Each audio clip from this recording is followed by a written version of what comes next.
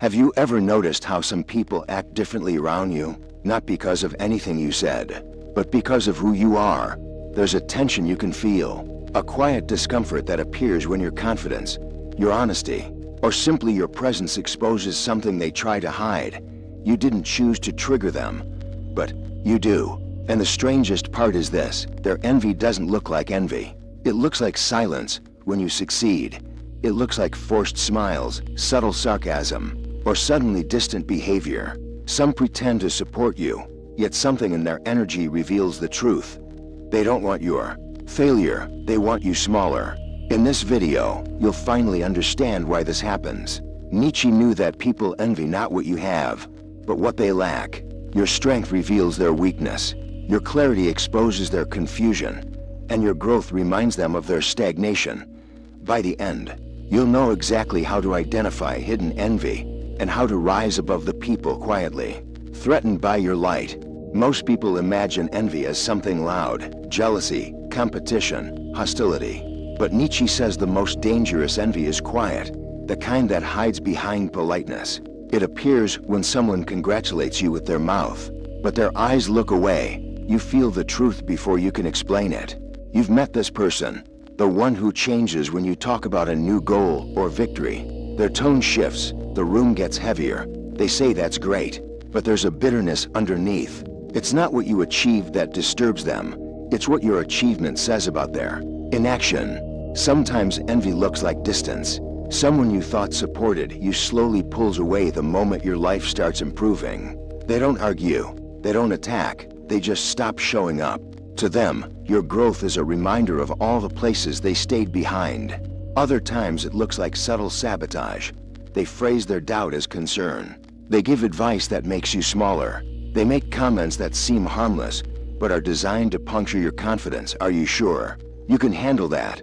I mean, people like us don't usually get that far. Nietzsche says envy grows strongest in those who repress their own potential. When someone refuses to confront their wasted talent, they start resenting anyone who uses theirs. Your discipline insults their excuses. Your courage exposes their avoidance. Your progress highlights their self-betrayal. The most painful form of envy comes from people you love, friends, partners, even family. You feel the emotional temperature change. Your joy becomes a threat. Your authenticity makes them uncomfortable, and suddenly, you're forced to ask, why does my becoming myself make you pull away? People don't envy what you have, they envy what it means.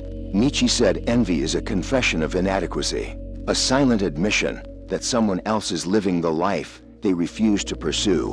When your existence exposes their lack of courage, resentment becomes their shield.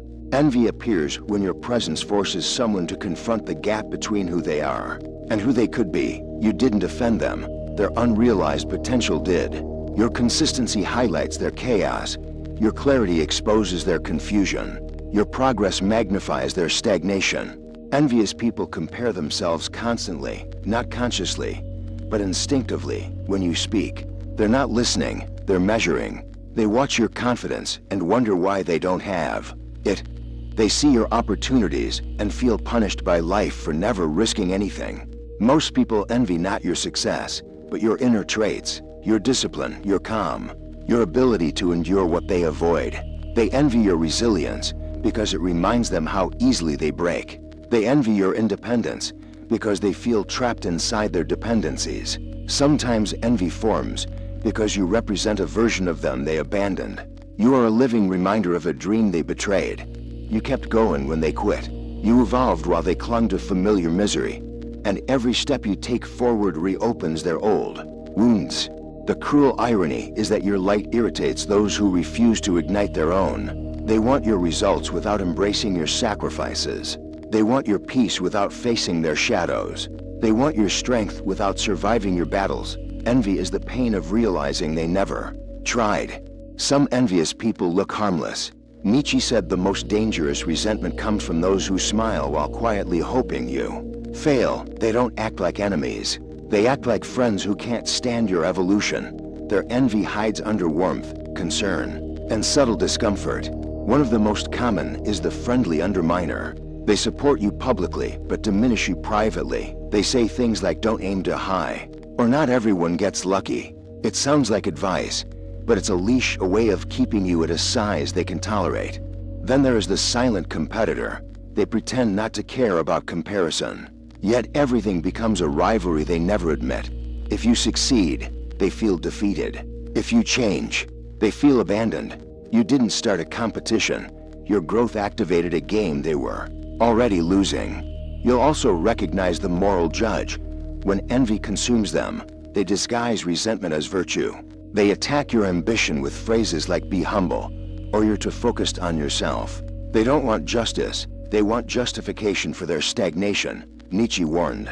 Morality often masks resentment. Another is the passive saboteur. They don't push you down, they just vanish when you rise. They forget to support you, avoid celebrating your wins, and reappear when something goes wrong.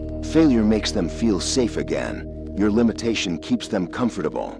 Finally, there's the shadow mirror, the most painful one. They envy the part of you they abandoned in themselves. Your courage, creativity, honesty, or ambition triggers their buried potential. You become the projection screen for everything they refuse to develop. And instead of growing, they resent the reflection. Envy rarely speaks, it leaks. You'll notice it in the smallest shifts, the ones you can't fully explain, but feel in your body. Nietzsche dizia q o ressentimento tem cero proprio. Voca reconhis num olher rapido, num sorriso q no encaxa, num silencio q denuncia mais do q mil palavras. One of the clearest signs is the forced congratulations. They say, "I'm happy for you," but their voice tightens. Their eyes move away too quickly. Their body closes instead of opening. The emotion doesn't match the words, and your intuition picks it up instantly. Another sign is the subtle dismissal. They downplay your achievements as coincidence or luck. Anyone could do that. It's not that big of a deal. Don't get too excited. They try to shrink what you built because it feels too large compared to what they've never started. You'll also notice the emotional absence during your victories. When something good happens to you, they become strangely quiet. They don't ask questions. They don't celebrate. They forget to respond. Your joy makes them uncomfortable, and silence becomes their escape from feeling inferior. A powerful sign is when your progress makes them change the subject immediately. You talk about a project, and they pivot to someone else's success or their own problems. They can't stay in the same space as your growth. It threatens the story they tell themselves about their life. There's also the backhanded compliment. It's praise wrapped in poison. You look good, or for once. Your idea is smart. Surprisingly, I guess you finally got lucky. The sentence lifts you, but the tone pushes you down. It's admiration infected by resentment. And perhaps the most painful sign is this. They show up when you're struggling, not when you're rising. When you're broken, they're present, supportive, even nurturing, because your weakness makes them feel comfortable again.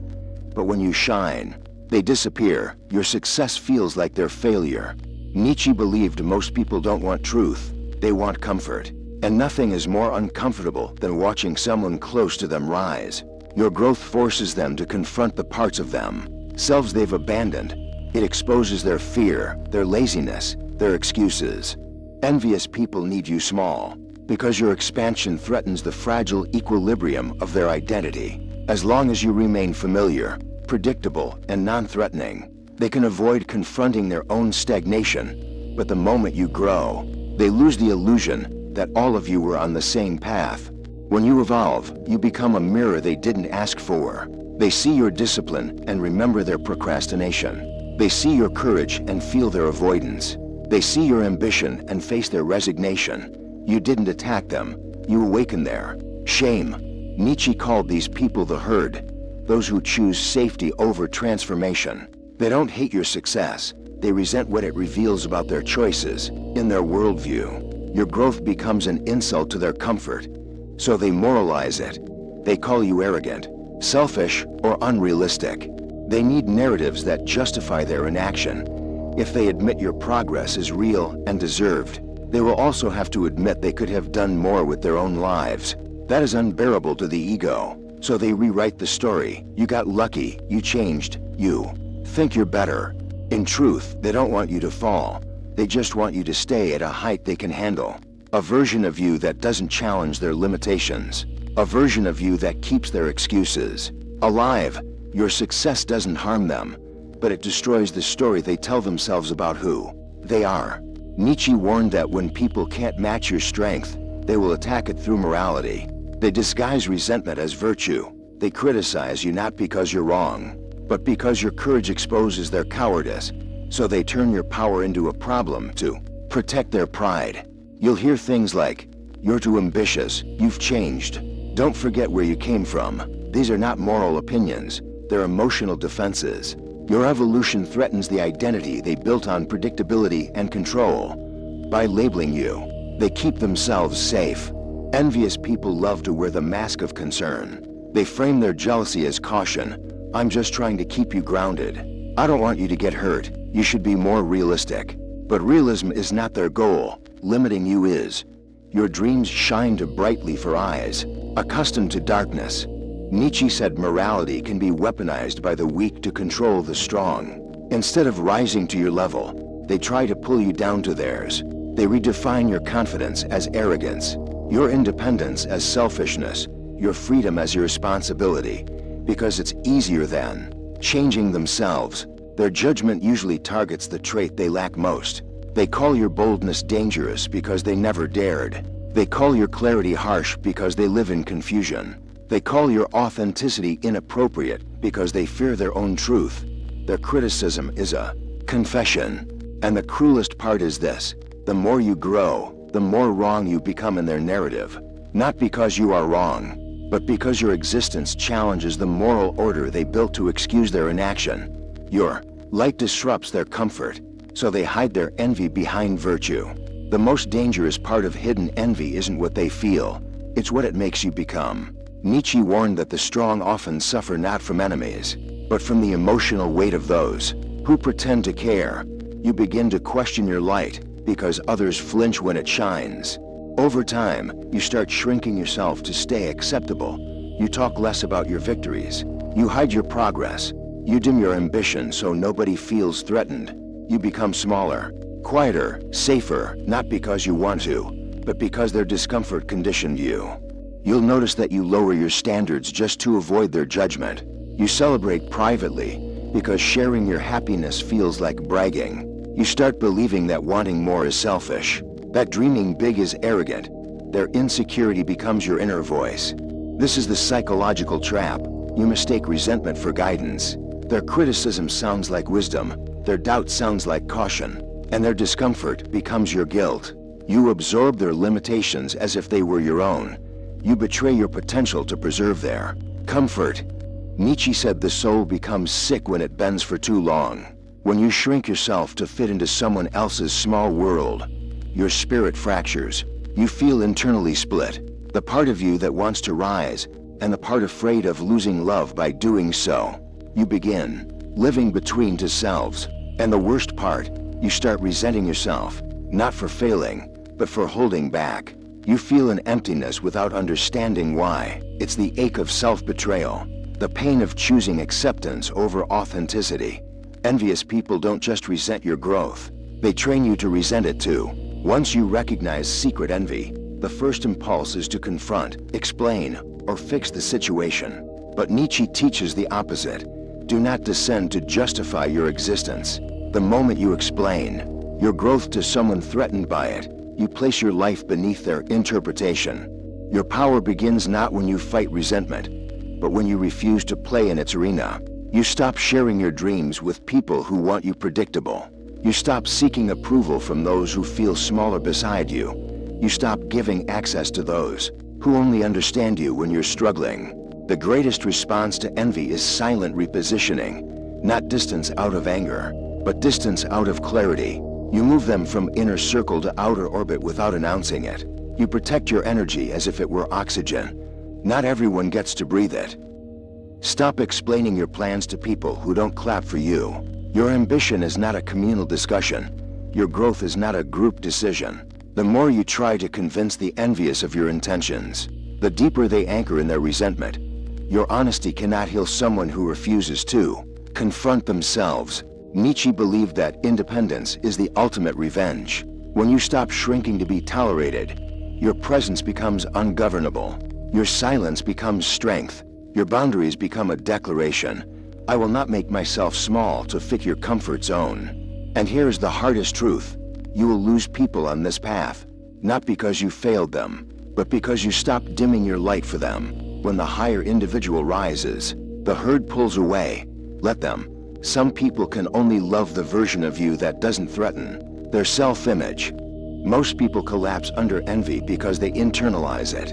They think, I must have done something wrong. But Nietzsche reminds us, resentment is never about you. It is the emotional autobiography of the one who feels it.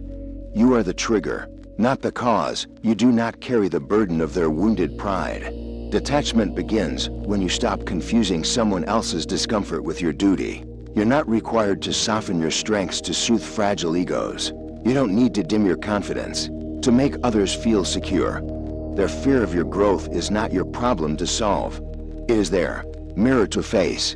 Resentful people want you to feel guilty for outgrowing the version of yourself they were comfortable with. They want you to question your path so they don't have to question theirs. Understanding this breaks the psychological chain. You stop bending. You stop apologizing. You stop lowering your frequency. Emotional freedom is choosing not to absorb their projections. When someone envies you, they cast their insecurities onto your surface. The mistake is thinking it belongs to you. Nietzsche said the strong individual becomes untouchable by refusing to internalize the shadows of the weak. What they feel doesn't define who you are. You do not need to hate them. You do not need to confront them. And you definitely do not need to carry them. Let the distance happen naturally. Let the discomfort reveal the truth. Let their reactions show you where to place them in your life. Sometimes the most loving act is to step away quietly. Detachment means returning to yourself.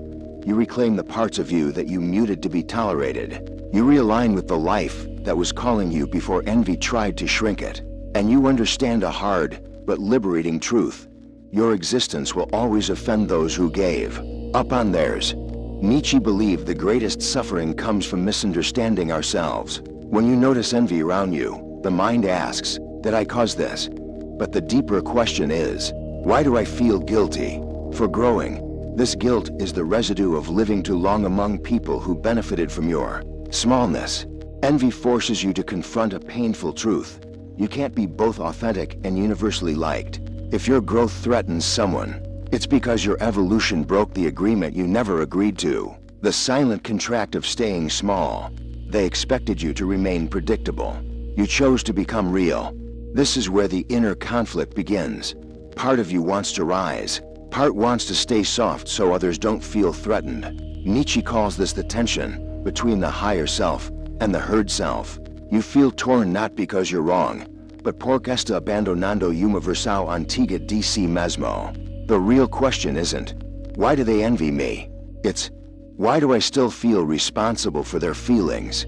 Envy exposes the invisible strings that tied you to people who were never meant to hold your future. You begin to see that some relationships depend on your limitation.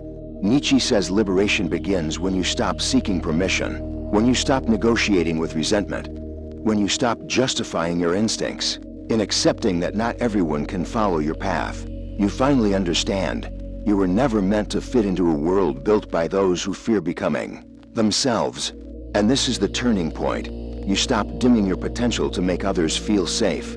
Their resentment becomes irrelevant. Their narratives lose power. You rise without apologizing. You become who you are, even if it means walking alone. You are not responsible for the shadows your light reveals. Some people will always shrink in your presence because they never learned to rise in theirs. This is not cruelty. It is the natural tension between those who grow and those who refuse to confront themselves. Nietzsche understood that the path of the individual is lonely not because others reject you, but because few dare to follow their own truth. When you evolve, you challenge the entire emotional world of those still attached to safety. Your existence becomes a rebellion. And yet, there's peace in this.